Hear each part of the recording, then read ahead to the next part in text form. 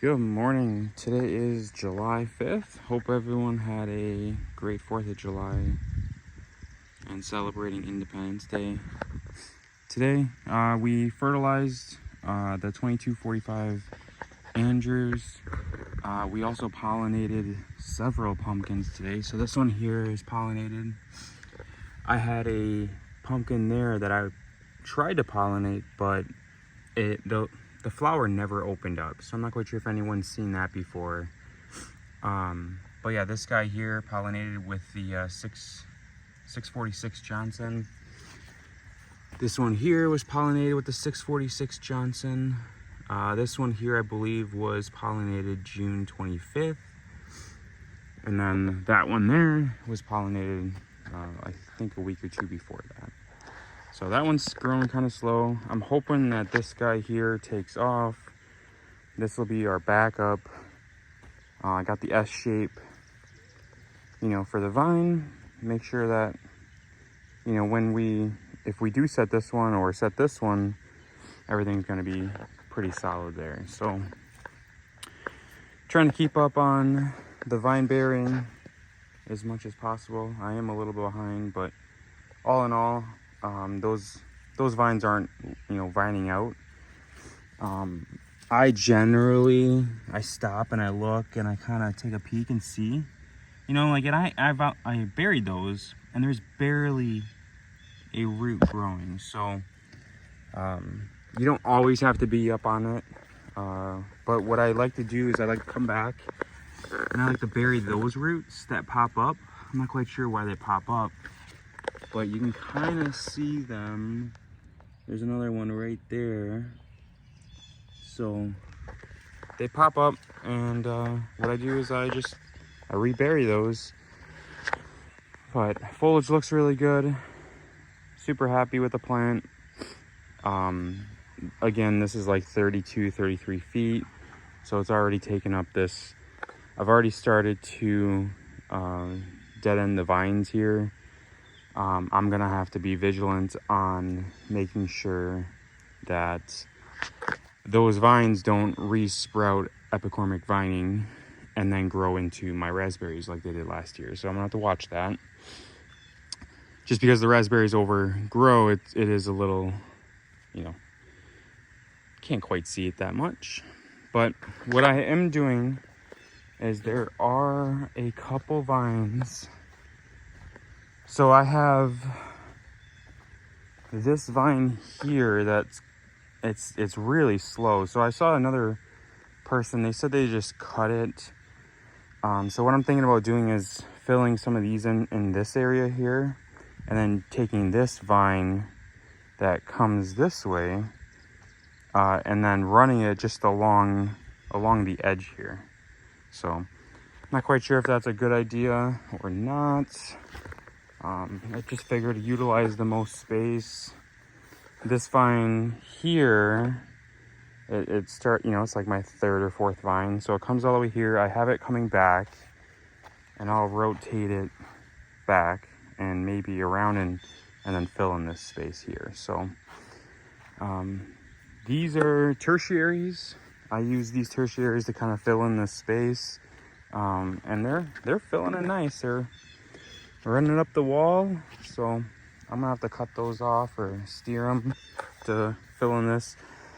I do want to leave this open, just because I don't want the vine to rot out.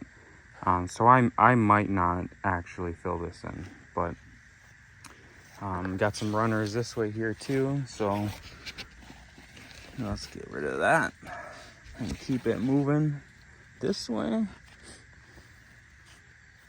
But yeah, just keeping up on it. Everything's looking really great. Let's go to the 646 Johnson. That's where all the magic happened this morning. So don't tell your parents. All right, 646 Johnson. This is the plant I grew, or the pumpkin I grew last year. Got a 4-lober here.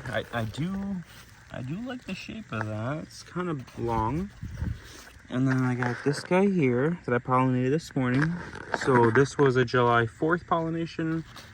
Independence Day, and this was a July 5th pollination. So I got this really quick growing vine there, whereas like the vine behind it barely is growing.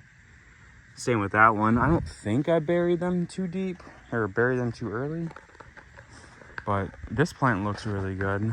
I'm not really concerned about the weeds that are in there, just because I feel like the beneficial organisms and the bacteria, they attach themselves to the roots, and I want to keep those around and living. So this is the second pollination. So on this vine here, if this takes, I am going to, I mean, it's a pretty solid pumpkin too. I'm going to terminate it. I might keep that one there just as a backup on this side. But I also have another. So there's the stump. This vine was doing really well, and all of a sudden it slowed down, kind of like Colorado Giants. So this one here, this vine's been taken off. This is another pollination that I did this morning. So this is in a really good spot. So as you can kind of see on my neighbor's driveway, you can drive in and pick up the pumpkin. So that's, I think if this one takes, this one's for sure going to be a keeper. The one over there on that side, that one is definitely a backup, but you still want to have backups to the backup.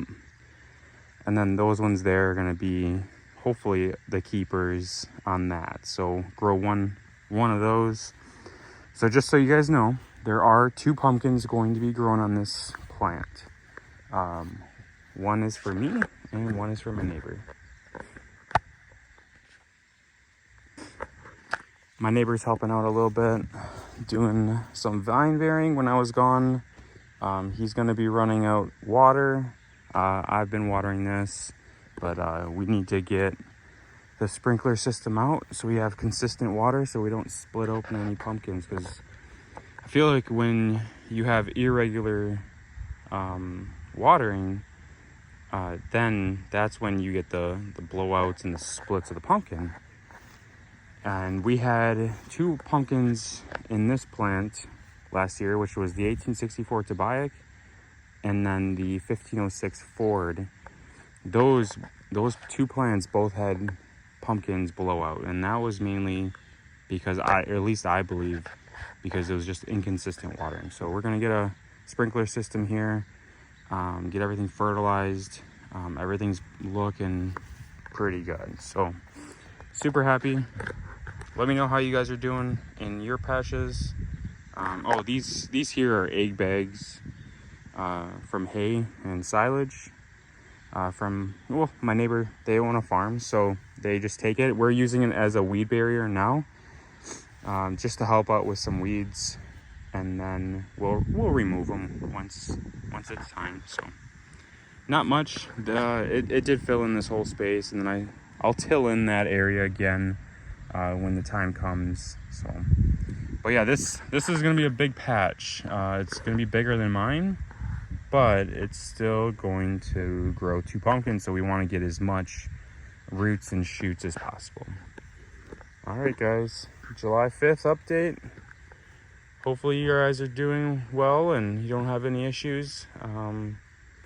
But I think these vines here and on my plan as well, as you remember, I had some vine twisting because of the winds on a storm, and everything popped up really nicely except for these back vines here. So those were twisted like 2 or 3 times, but I think we're gonna leave them the way it is, just keep the leaf and foliage.